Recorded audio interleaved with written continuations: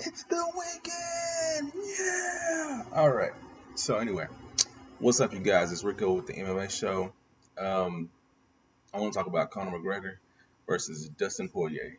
And will it happen? Will it not happen? Things like that. So, and to break it down if it does, like hypothetical. So, let's get started. First things first, I got a couple questions for you guys.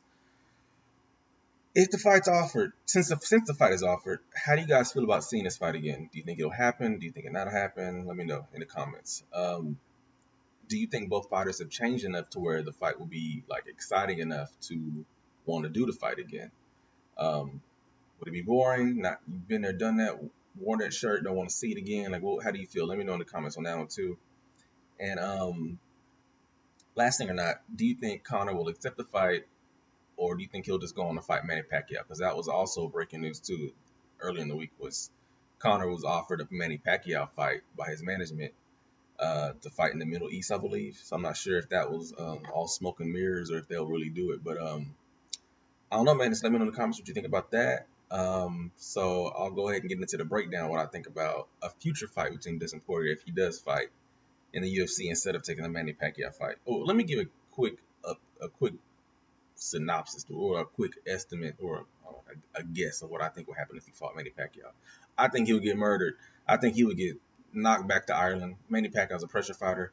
He has a strong left hand. He's southpaw too. Um, I think he would knock his block off. He's not going to be like Floyd, where Floyd employed that counter striking technique and just kind of just waited for him to come in. And it took 10 rounds for Floyd to finish him. And if Floyd, I think, was losing that fight at some points, and I was like, Floyd better go forward and finish him. So I think he finally did in that 10th round. He was like, I got to go in there just hurt him. So he ended up land a barrage of punches, and I think he landed a hard left or right. It was one of those kind of like looping hooks and hit Conor like on the side of the head, and then he went down. So that was just off topic. That wasn't in my notes. That was just like freestyle. But let me get to the breakdown, man. Okay, in a future fight versus Dustin Poirier and Conor McGregor, I think in the new weight class. It would be in a new weight class for one. The first time they fought was at 145 featherweight.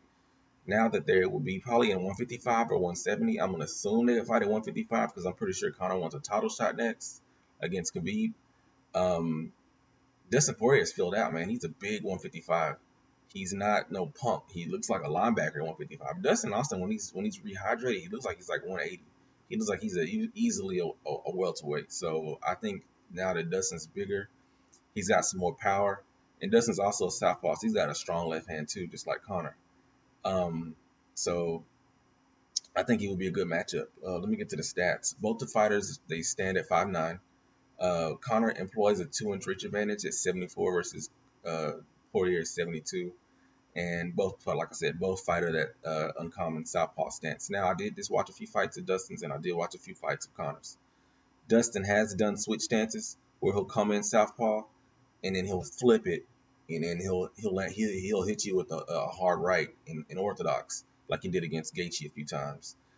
So he's not I wouldn't say a complete switch stance fighter, but he does have tactics or weapons where he can switch stances, and that's very interesting. That that's a weapon of his. Conor doesn't typically do that. He usually stays in that wide karate style southpaw stance. So this is some things I noticed when I was watching their previous fights on YouTube. Um, there in the first, and I'll just do a breakdown of the first fight. In the first fight, Conor starts with a beautiful hook kick to the body, and it appears to hurt Poirier, but he kind of just plays it off. But he definitely like he hurt him. But he started like several spinning back kicks. He was employing like high, beautiful like hook kicks and wide wheel kicks. Man, he was just like he just came out firing. Um, like I said, he comes out with that bouncy karate style. That left leg is way far out, and he's just like ready to. I mean, that right leg is way far out, and so he's just like ready to rear that left hand man right at you and knock your head off. Um, and he's got good reach for division, man. At 145 and 145 especially, he had like a big time reach advantage against most people. 155, I think he had most of the time he had a good reach advantage.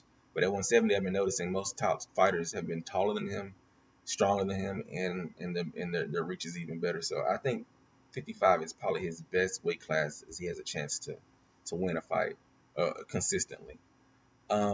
The next thing is Poirier does land a series of punches in that first fight they had, left and rights, strong lefts, but nothing of significance. Conor appeared to hurt him, and with the hard left hand at 334 in the first round, I noticed, and it was like not long after that, Conor came in with those two quick right jabs, and then boom, finished him with the left, and and then after that, it was just hammer fist town to end the fight. It was just like it was amazing. It was like because he just looked so comfortable and smooth out there. It was just like he had been there before. You would have never thought he was on his rise. He looked like he was already a champ by the time he fought Poirier.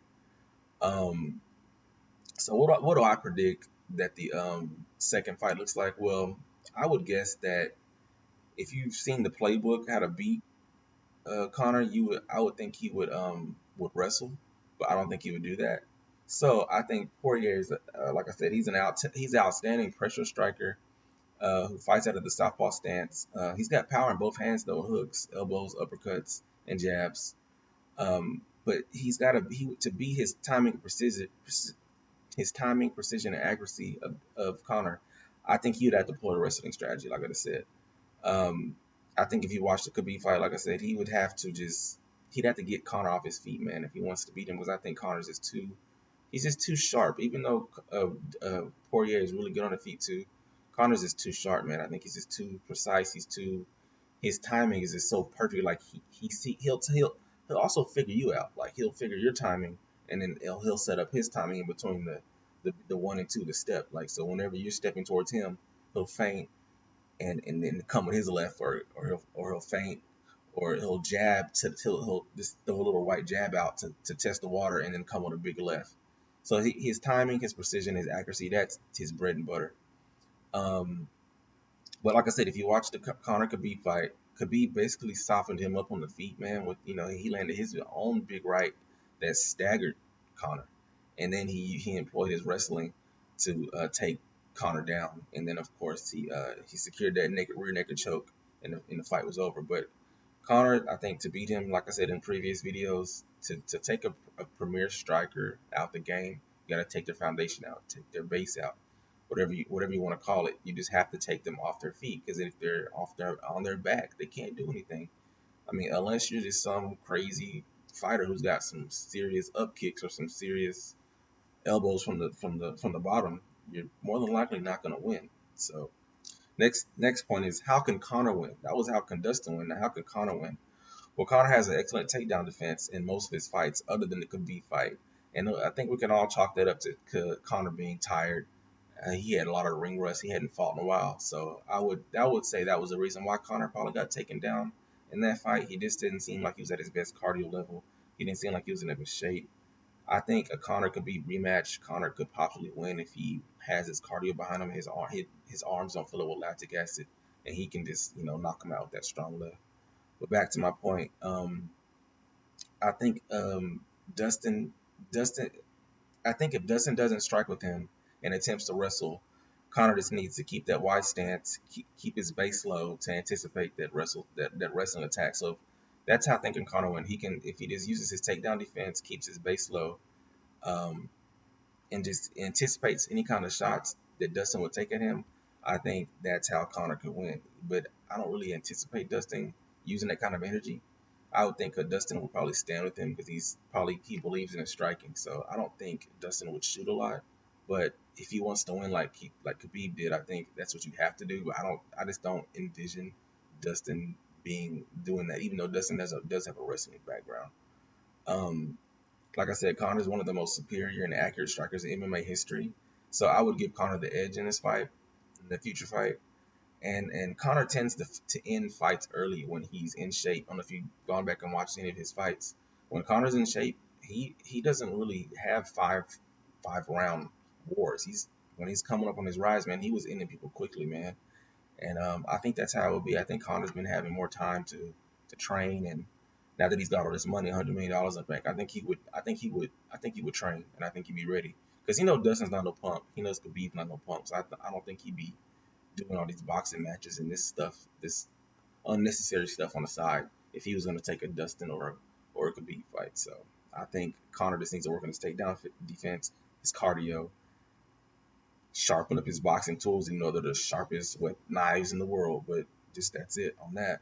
But yeah, like I said, I think I predict the early stoppage.